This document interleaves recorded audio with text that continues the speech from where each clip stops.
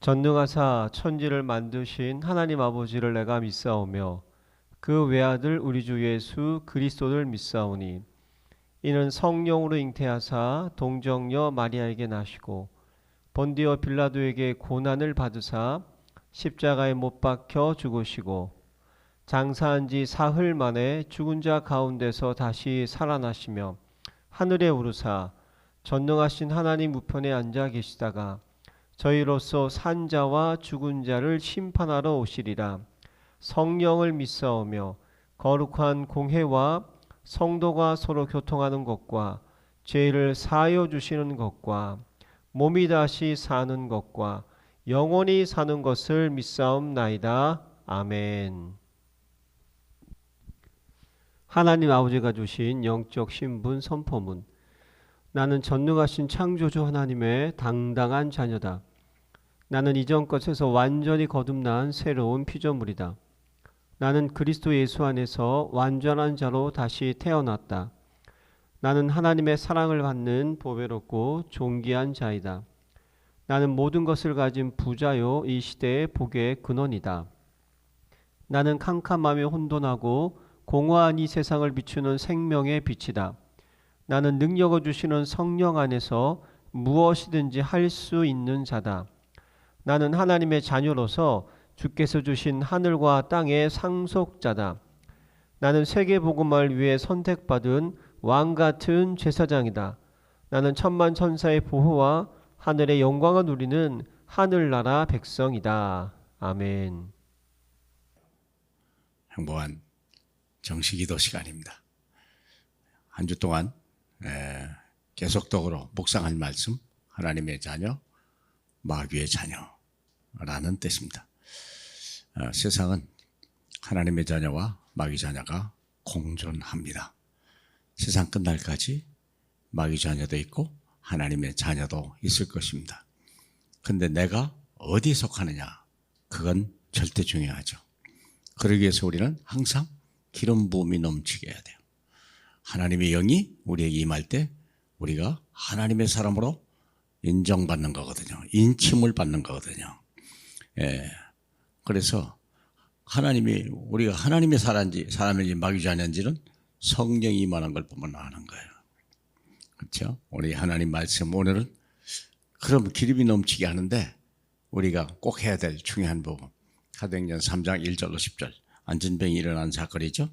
제9시기도 시간에 베드로와 요한이 성전에 올라갈새 나면서 못 걷게 된 이를 사람이 메고 오니 이는 성전에 들어가는 사람들에게 구걸하기 위하여 날마다 미문회라는 성전 문에 도는 자라.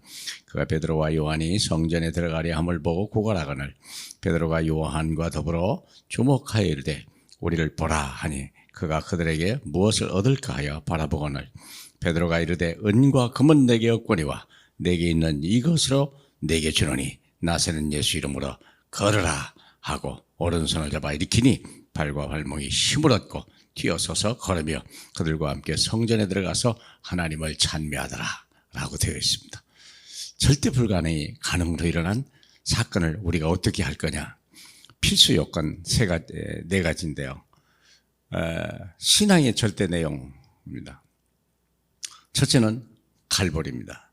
갈보리산에서 우리 주님이 다 끝냈다.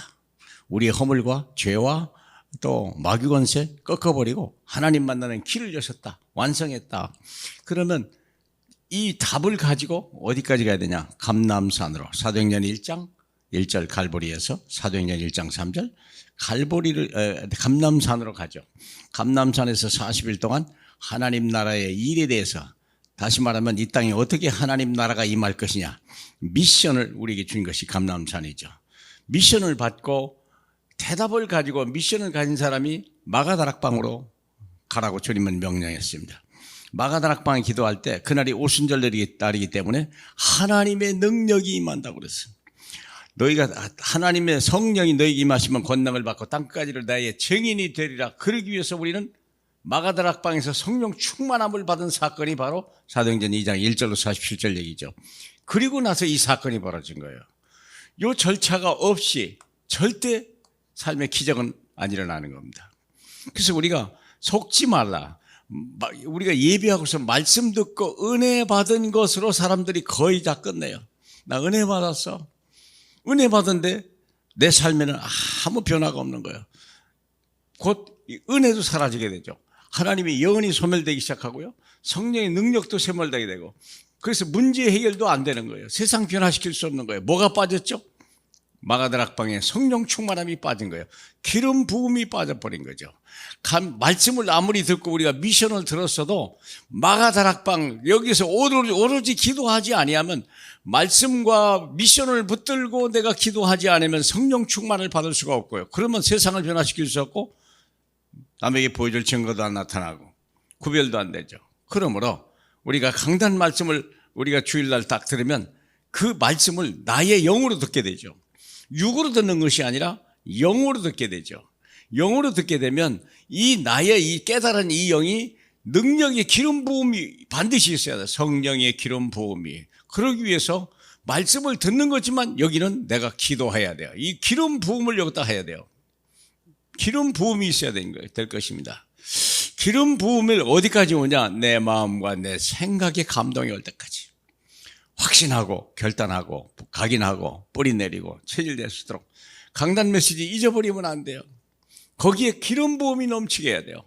그래서 내 영혼 속에 하나님의 말씀이 살아 움직이게 되는데, 그때 이 내 영 속에 역사한 말씀의 능력이 내 마음 속에 내 생각에 감동을 주는 거예요. 그래서 문제 올 때, 삶의 문제 속에 갈 때 사람들은 문제 따로 해답 따로 그러죠. 중간 단계가 다 빠져버린 거거든요. 그래서 내 삶의 문제 적용할 때까지 강단 말씀 붙들고 어디까지요? 월요일 날 직장 나가서 직장에서 만나는 문제와 사람을 통해서 사람에게 내가 과연 이 말씀을 거기까지 선포할 수 있겠냐? 내 삶의 문제에 적용할 수 있겠냐? 오늘 본문 보니까요, 마가다락방에서 하나님의 성령 충만한 베드로와 요한이 성전 기도하는 시간에 가다가 성전 미문에 앉은 병이를 봤네. 이것이 전에는 불가능한 거고 어쩔 수 없는 것이고 이건 뭐 누구도 못한다고 했는데, 그때부터 성령의 역사가 일어나니까요, 앉은 병이를 일어날 수 있는 힘이 생긴 거예요. 마음과 생각이 변하고, 이 문제 속에 나사렛 예수 이름으로 살렸더니 말씀이 살아 역사해서 앉은 병이가 일어난 거예요. 사랑하는 여러분, 오늘도 우리는 수많은 불가능의 문제 속에 만납니다. 눈 뜨고 나가면 전부 불가능의 문제입니다. 그게 염려, 근심, 걱정인들 떠나질 않죠. 그 말은 우리에게 말씀을 빨리 잡으라는 뜻이고, 그리고 거기에 내 영이 감동될 만큼 하나님의 성령 기름 부음을 내가 기도해야 돼요. 계속 기도해야 돼요. 그래서 내 마음과 생각에 담대함을 가져야 되고 지혜가 임하고 하나님의 역사할 때가 딱 기도하면요, 이런 기적이 일어날 수밖에 없다는 거죠. 작은 문제에서부터. 그래서 우리는 기도를 쉬지 않고 늘 듣는 모든 문제, 보는 모든 문제, 내가 만난 모든 문제를 전부 성령 기름 부음으로 집어넣어라. 그러면 하나님이 어떻게 역사하시는지 여러분과 저와 여러분이 증인이 될 줄로 믿습니다. 할렐루야. 영광받기 합당하신 우리 주님, 하나님 아버지, 늘 문제 속에 그리스도의 말씀을 적용하고 거기다 기름을 붓는 이 시대의 최고의 전도자의 사명을 감당하는 우리 모두가 되게 복 주시옵소서. 예수님 이름으로 기도합니다. 아멘.